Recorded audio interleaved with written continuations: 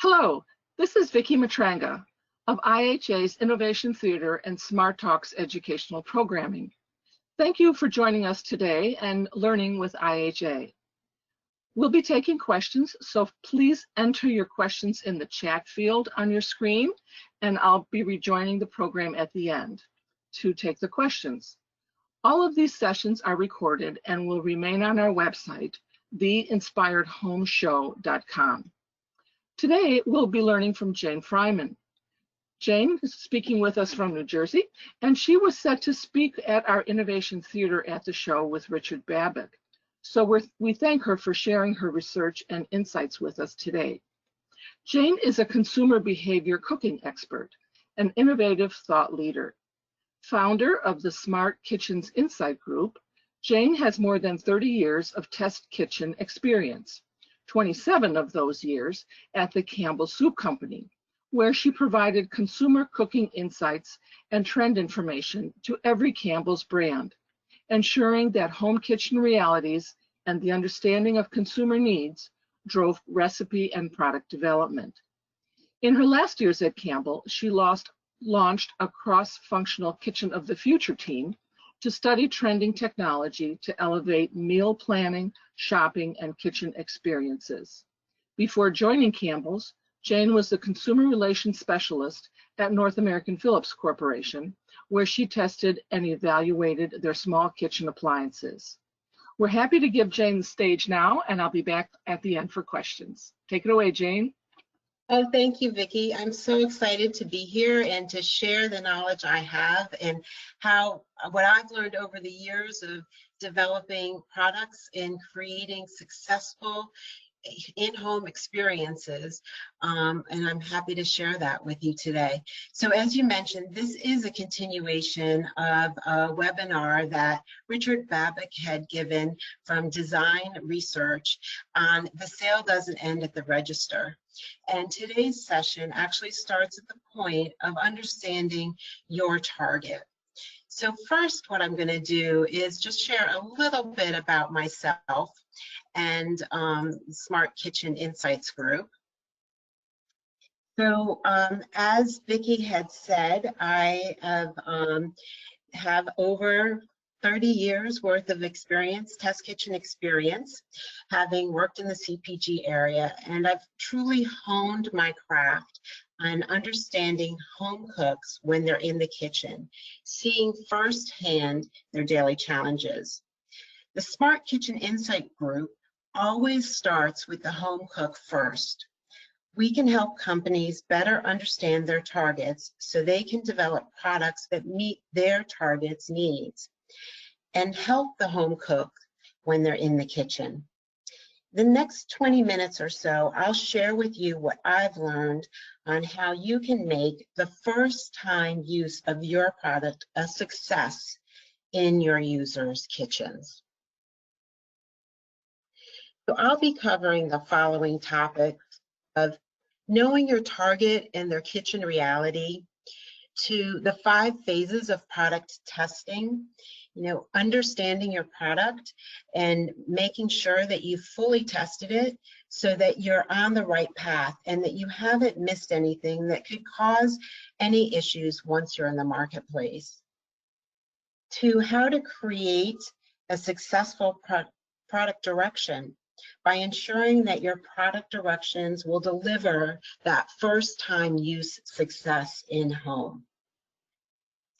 So talking about in-depth product testing that will really lay the groundwork for your successful product directions, which means foolproof, easily communicated directions that speak in the language of your target. Knowing your target's skill and ensuring that you leave nothing to the imagination, because here's not where you want to get creative. And then monitoring your results. This is really critical. You've laid all the groundwork, you know your target, you know their kitchen reality, you've thoroughly tested. But now that you're in the marketplace, what will success look like?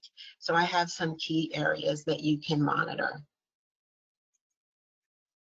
So first, understanding your target and knowing their kitchen reality. This is a favorite subject of mine, but really your target should be your North Star as you think about your product. This is truly your foundation. Since the information that you get will lead you through your development process, through your launch of your product. You know, what is your product point of difference? What tone should you use for your manual and your marketing materials and your communications through your launch? What content should you have for your product when you launch it? Not every consumer is alike, and how they approach cooking is very different. This is a critical piece to your foundation. You need to intimately know your target's kitchen reality. There are very defined ways that people approach cooking in home. Knowing this will help you develop your product. It will also help you develop your testing plan and create your directions. Knowing where your target sits on what I like to call the continuum of love for cooking is very important. As you see here, I have 6 different types of cooks. And starting clockwise, I'll tell you a little bit about them. So the first one up at the top, about 12 o'clock, is the healthy, mature consumer. They are focusing on being healthy, they're cooking healthy, and they're approaching the way they make their meals differently than some of the other groups. They tend to be smaller households. So knowing this is really important if you should be wanting to target this consumer. Your product would maybe make smaller portions versus having to make portions for 4 or more. So this is critical in knowing your target. The next target is what I call a traditional family pleaser. This person likes to nurture their family and make very traditional meals. They know how to cook and they're pretty confident in the kitchen, but they are always looking for a little help, and sometimes they need some shortcuts. So developing a product that could help them get meals on the table that are very traditional, that help them please their family, will be key for them. The next is the healthy young family.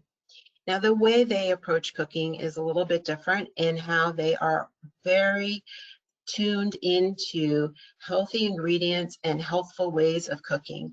They don't necessarily have a lot of experience cooking, so anything you can help them learn how to cook while they're doing this is a plus. The next group is a multi-generational family and cook. So the way they would approach cooking would also be with a little bit of a different lens. Maybe making larger portions because they have a larger family. Maybe they're cooking in shifts. So maybe the opportunity of how to hold certain items, or can your product help them in cooking in shifts?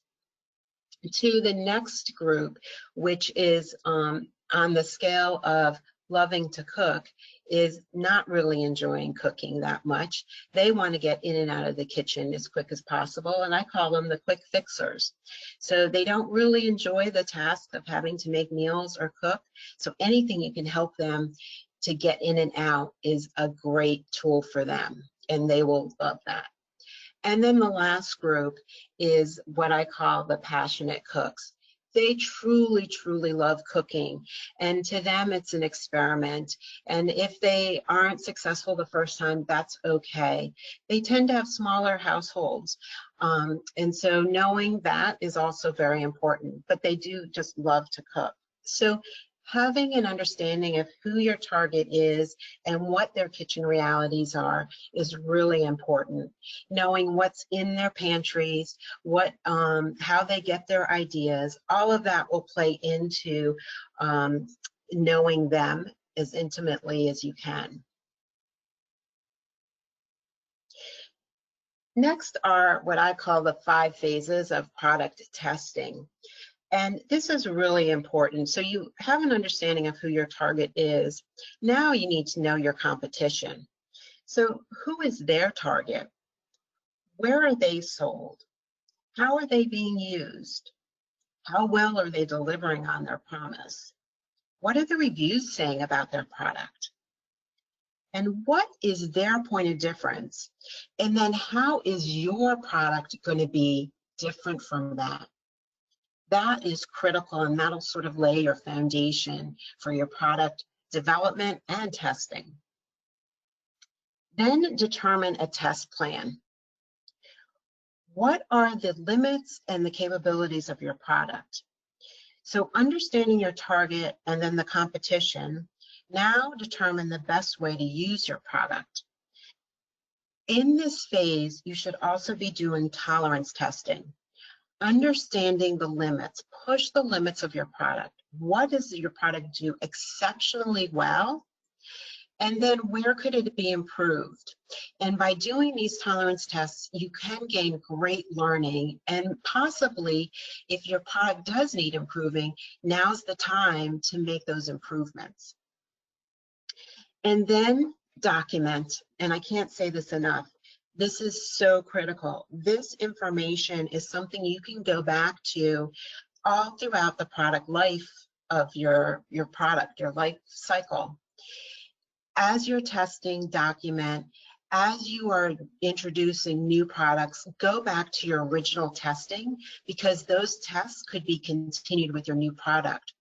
Or if you have your product in the marketplace and you start seeing some issues with your product, you can go back to your original testing and see if you had those problems, or see if it's something new that's developing.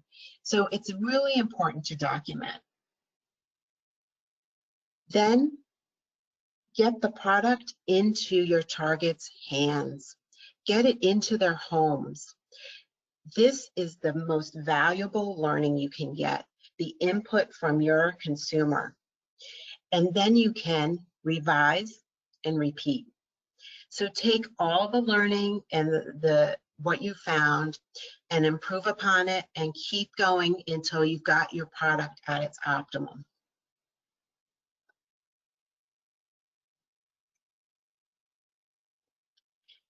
Next is the 5 steps of creating a successful user guide. Now, I call this principles for a safe user guide, AKA product directions. So it's so critical that as you think about creating your directions for your product, that you lead with a consumer-first approach. That's all of the groundwork you had done originally, understanding who your target is, what their skills are, what tools they have, where they're going to be using the tool, having all that information. Then I like to call on the expert or experts, bringing in an expert on the tool or the piece of equipment, having the person that developed the product, having that team there, having an expert on your target, consumer researcher, having an expert in regulatory and safety guidelines. And it's always good to have someone from the legal team there. And so I put together this team of experts to help guide me as I think about all of the different information, pieces of information that I'm going to put in my product directions or user guide. I take this team and I use them to help me brainstorm all of the possibilities of tests and information that I want to include.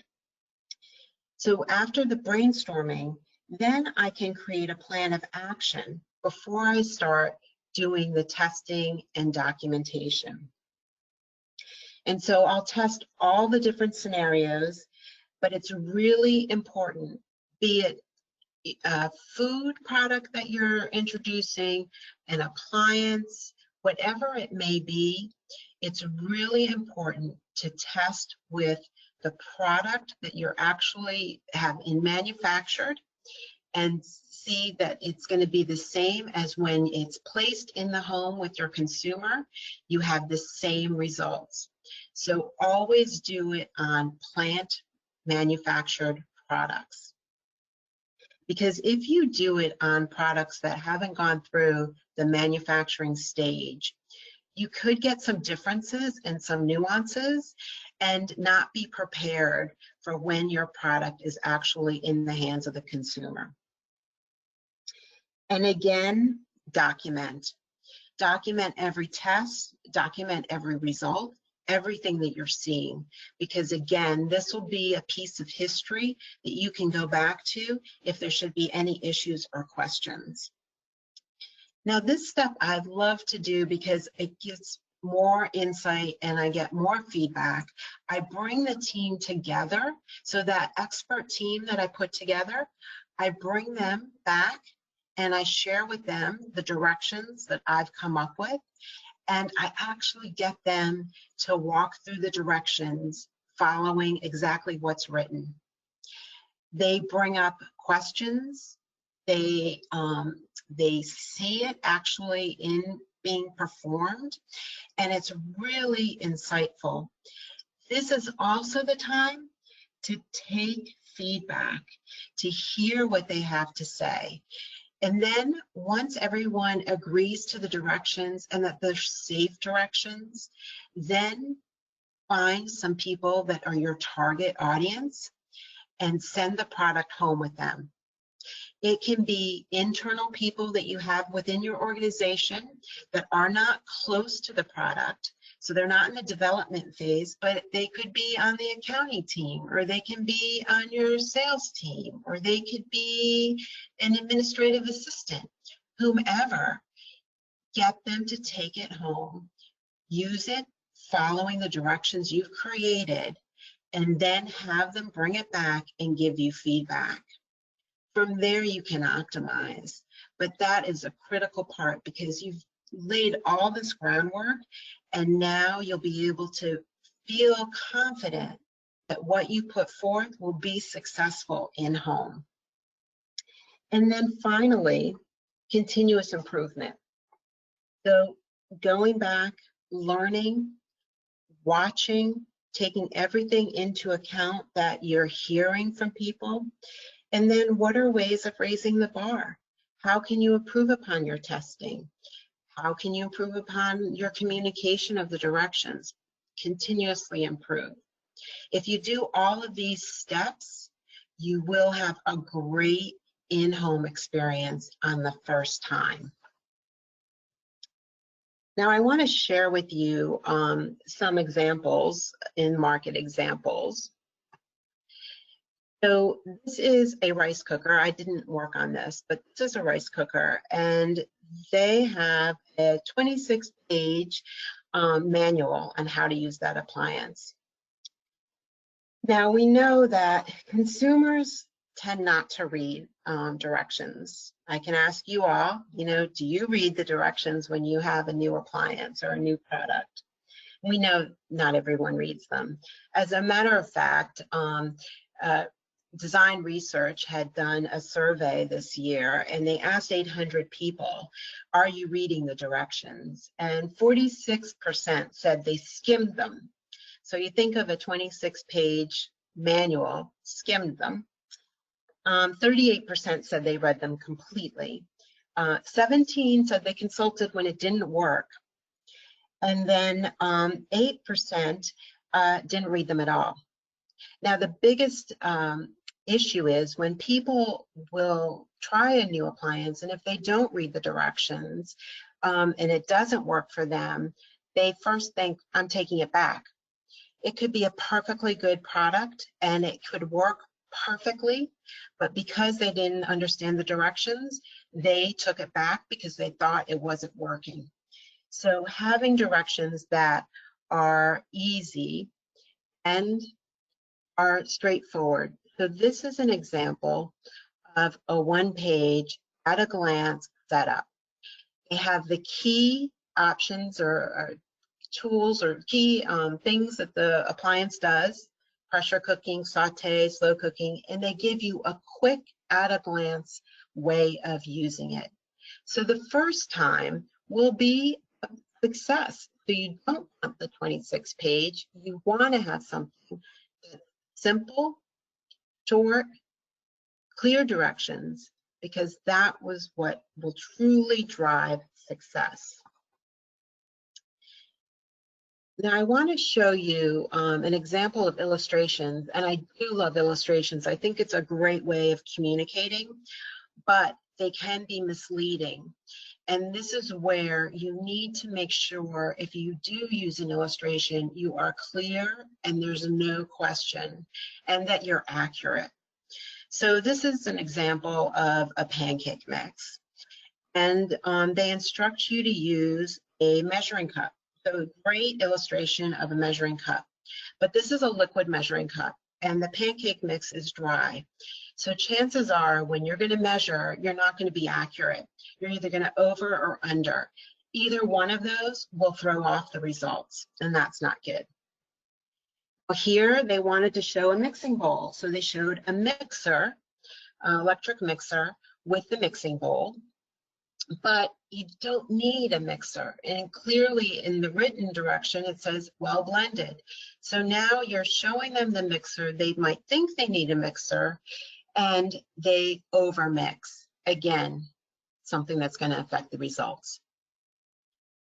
And finally, they show a griddle or a large fry pan. Great, or they ask for a griddle or a large fry pan, but they show a grill pan with ridges. This will also have an issue that you won't be able to turn the pancakes easily.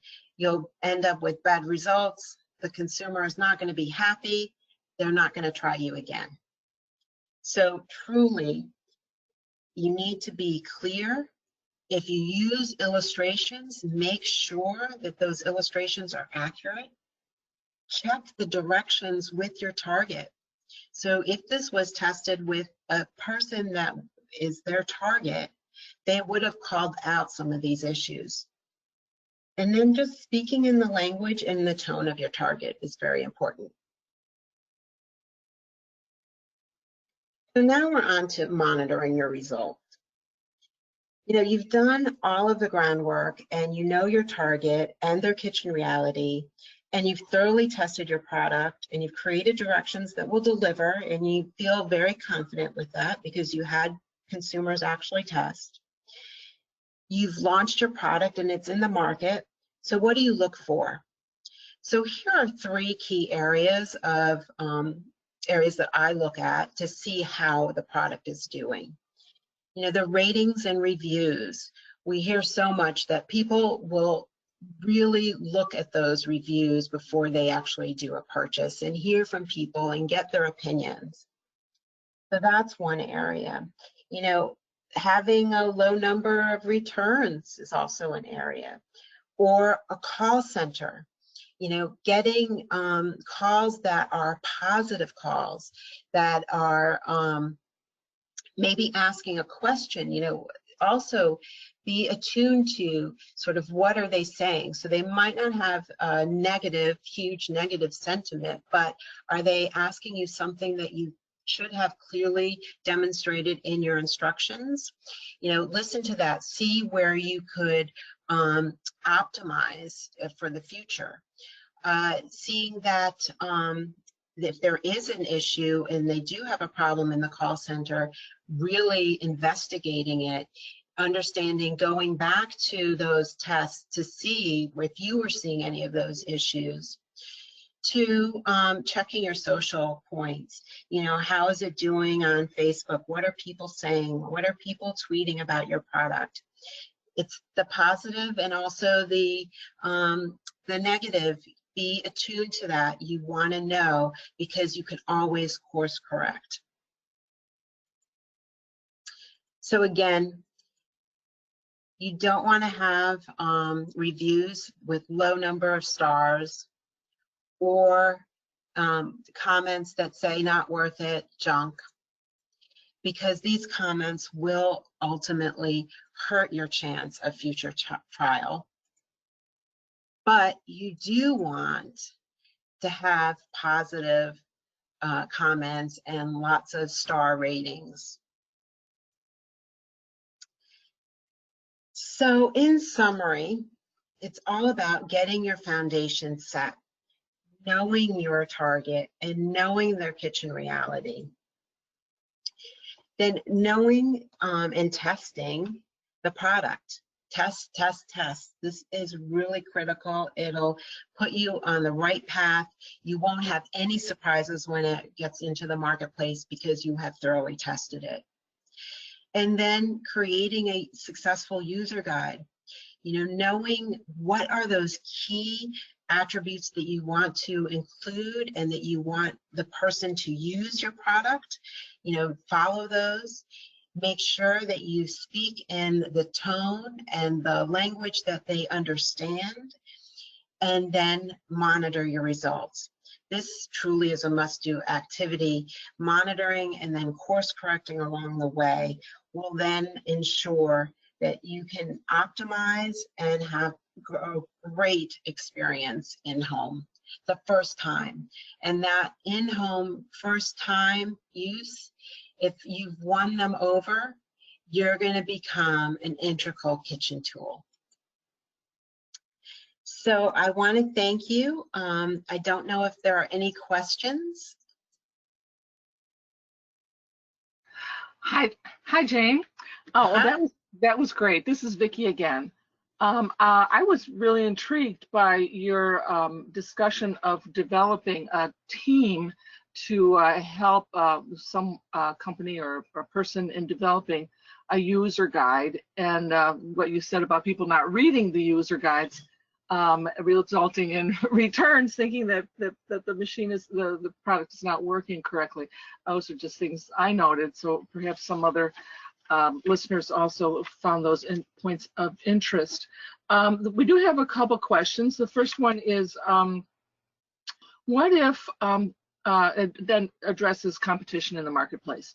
What if other products in the marketplace are unlike mine? If my product is totally unique, how do I find competitive products to evaluate against ours?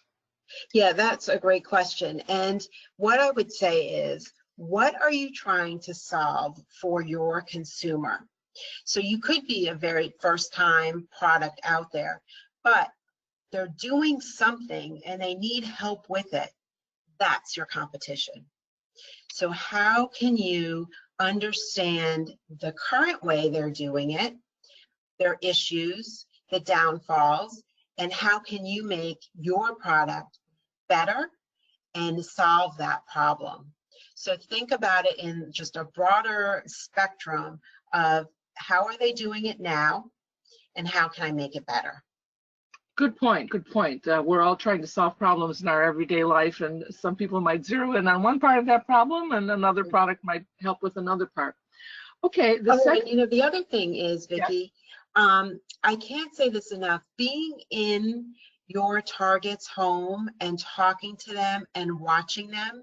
So this, if they, you know, don't have an existing sort of competition, this is the key spot. Watch them, see them do the task. It's often the unsaid that will provide opportunity for you.